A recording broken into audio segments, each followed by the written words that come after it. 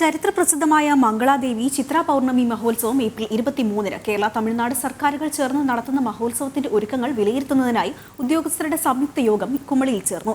ഇടുക്കി തേനി ജില്ലാ കളക്ടർമാരുടെ അധ്യക്ഷതയിലായിരുന്നു യോഗം നടന്നത്. പെരിയാർ കടുവ സങ്കേതത്തിനുള്ളിൽ സ്ഥിതി ചെയ്യുന്ന അതിപുരാതന ക്ഷേത്രമാണ് മംഗളാദേവിയിലെ കണ്ണകി ക്ഷേത്രം. വർഷത്തിലൊരിക്കൽ മാത്രം പൂജ നടക്കുന്ന ക്ഷേത്രം ചൈത്രമാസത്തിലെ ചിത്തിരനാളിലെ പൗർണമി ദിനത്തിൽ മാത്രമാണ് ഭക്തർക്കായി തുറന്നു നൽകുന്നത്. ഇക്കുറി വിപുലമായ ക്രമീകരണങ്ങൾ ഒരുക്കുന്നതിന്റെ ഭാഗമായാണ് ഇടുക്കി തേനി ജില്ലാ ഭരണകൂടങ്ങളുടെ നേതൃത്വത്തിൽ പ്രത്യേക യോഗം ചേർന്നത്. ഉത്സവം നടക്കുന്ന ഏപ്രിൽ 23-ാം തീയതി രാവിലെ 6 മണി മുതൽ ഉച്ചതിരിഞ്ഞ് 2:30 വരെയാണ് ക്ഷേത്രത്തിലേക്ക് പ്രവേശനം അനുവദിക്കുക.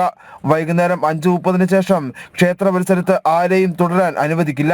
ഭക്തരുടെ സുരക്ഷയ്ക്കും വനത്തിന്റെയും ക്ഷേത്രത്തിന്റെയും പരിപാലനയ്ക്കും മുൻതൂക്കം നൽകി പരിസ്ഥിതി സൗഹാർദ്ദ ക്ഷേത്ര ദർശനത്തിനുള്ള എല്ലാ സംവിധാനങ്ങളും ഒരുക്കുമെന്ന് അധികൃതർ അറിയിച്ചു.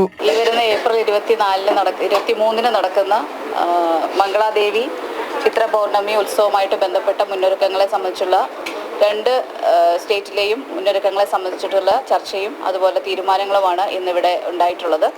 മുൻ വർഷം വളരെ നല്ല രീതിയിൽ തന്നെയാണ് ഫെസ്റ്റിവൽ നടന്നത്. അതേപോലെ തന്നെ ഈ വർഷവും നടത്തുവാനാണ് തീരുമാനമായിരിക്കുന്നത്. മാത്രമല്ല രണ്ട് സംസ്ഥാനങ്ങളിലും ഇലക്ഷനുമായിട്ട് ബന്ധപ്പെട്ട തിരക്കുകളും മോഡൽ കോഡ് ഓഫ് കോണ്ടക്ട് നിലനിൽക്കുന്നതിനാൽ അതിൻ്റെതായ എല്ലാ ഗൈഡ് ലൈൻസും മുൻനിർത്തിക്കൊണ്ടാണ് ഈ ഒരു ഫെസ്റ്റിവൽ ഈ വർഷം നടത്താനായിട്ട് ഉദ്ദേശിക്കുന്നത്. ക്ഷേത്രത്തിലേക്ക് കടന്നു പോകുന്നതിന് കുമളിയിൽ നിന്നും ട്രിപ്പ് വാഹനങ്ങൾ ഒരുക്കും.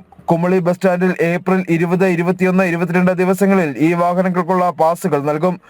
കൂടാതെ കുടിവെള്ളത്തിന്റെ ലഭ്യതയും ശുദ്ധതയും ഉറപ്പുവരുത്താനും യോഗം നിർദ്ദേശം നൽകി.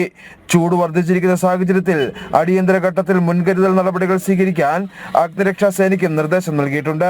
ഇടുക്കി ജില്ലാ കളക്ടർ ഷീബ ജോർജ്, തേനി ജില്ലാ കളക്ടർ VR സജീവന എന്നിവരുടെ അധ്യക്ഷതയിൽ ചേർന്ന യോഗത്തിൽ ഇരു സംസ്ഥാനങ്ങളിലെയും വകുപ്പ് മേധാവികളും ഉദ്യോഗസ്ഥരും പങ്കെടുത്തു. ജനം, ഇടുക്കി.